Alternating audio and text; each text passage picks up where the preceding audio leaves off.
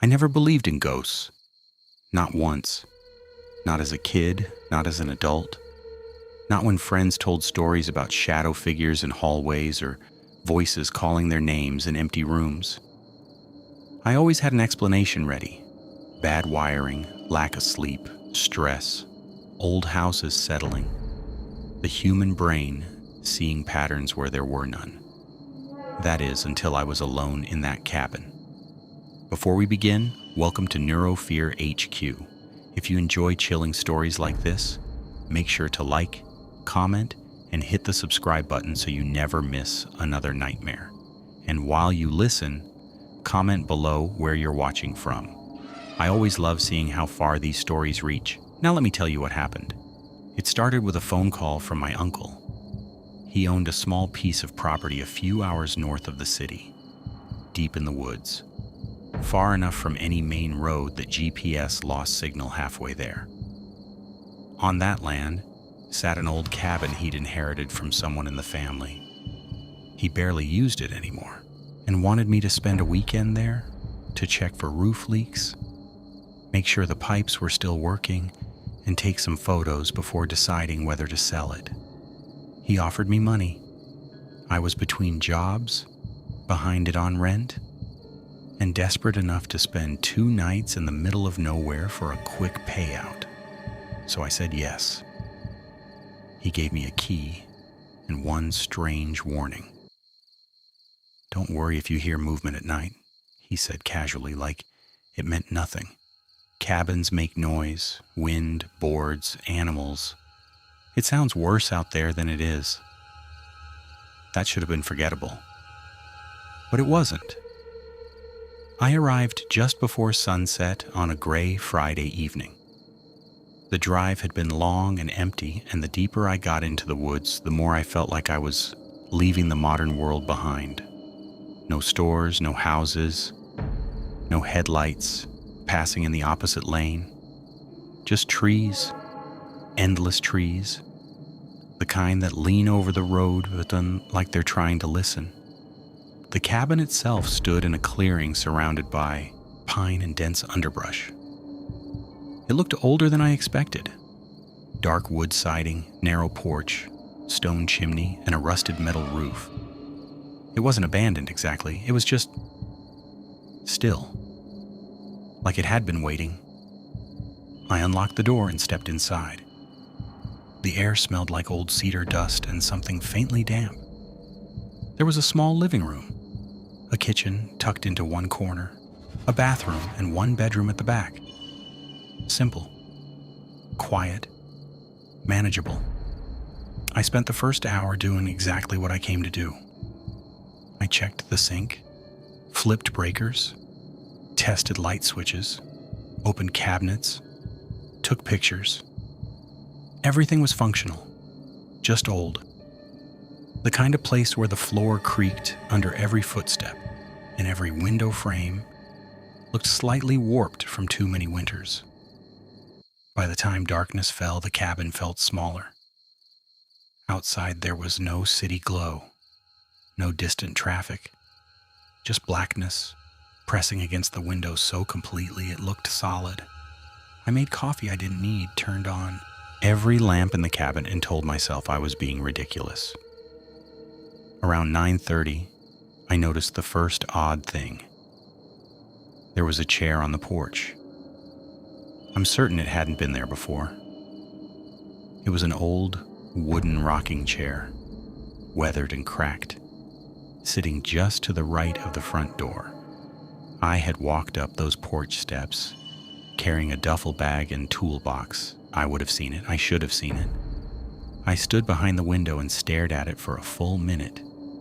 Then I laughed at myself. Maybe it had been hidden in the corner. Maybe I'd been distracted. Maybe I was already letting the isolation get to me. So I locked the door, closed the curtains, and tried not to think about it. At 11:14 p.m., I heard the first knock. Not on the door, on the bedroom wall. 3 slow taps. I froze. Then silence. I sat up on the bed, listening hard, waiting for more. Nothing, just The hum of the old refrigerator in the kitchen and wind brushing past the cabin outside. Then again. Tap, tap, tap. It came from the wall, right beside the bed, as if someone were standing outside the cabin and knocking directly through the wood. I grabbed my flashlight and stepped into the living room, heart pounding hard enough to make me lightheaded. I checked the windows. Locked. I checked the front door. Locked. I shined the flashlight outside through the glass. No one, no car in the driveway except mine, no movement in the clearing, no footsteps, no voices. I barely slept that night.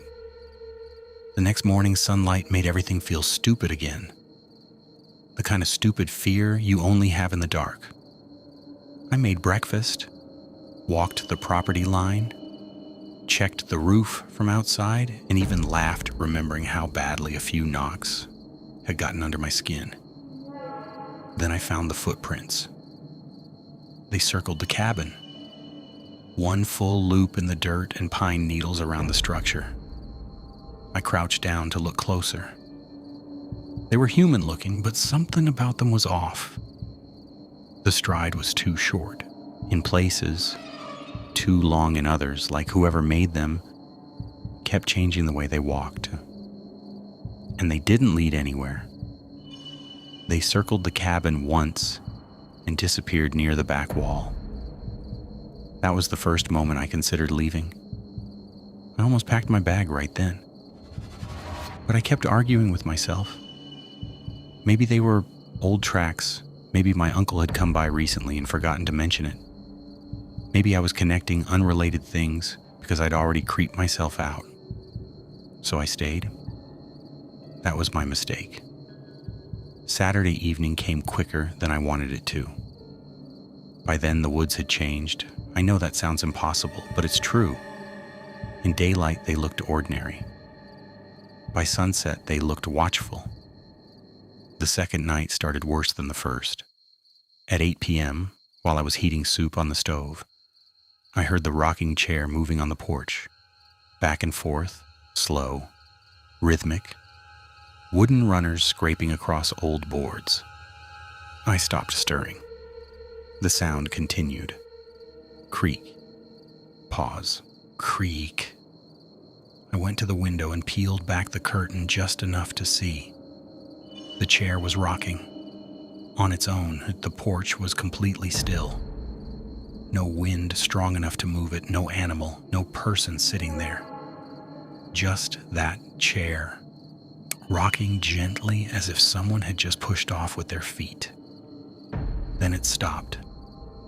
I let the curtain fall and backed away from the window. That's when I heard it. A woman humming, soft, faint, just outside the front door. The sound didn't come from far away, it came from right there. Close enough that if I opened the door, I felt I'd be face to face with whoever made it. Except there was no car. No footsteps had approached. And nobody should have been out there. I held my breath and listened. The humming drifted from the porch to the side of the cabin, then to the back, then to the bedroom wall, as if someone were circling the cabin.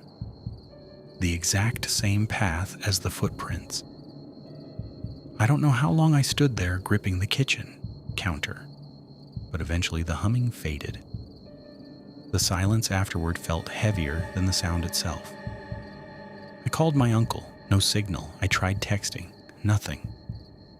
At around 10:30, the lights went out. Every lamp, every room. Total darkness. I swore, grabbed my flashlight, and aimed it toward the breaker panel near the kitchen. Before I could move, something tapped once against the front door. Not a knock, a fingernail. Slowly, dragging downward. I heard it travel from the top of the door to the bottom. I backed away so fast I hit the table behind me. Then came a voice, quiet, female, almost whispering, "Don't lock me out." My mouth went dry. Every rational explanation I'd clung to all weekend vanished in that second.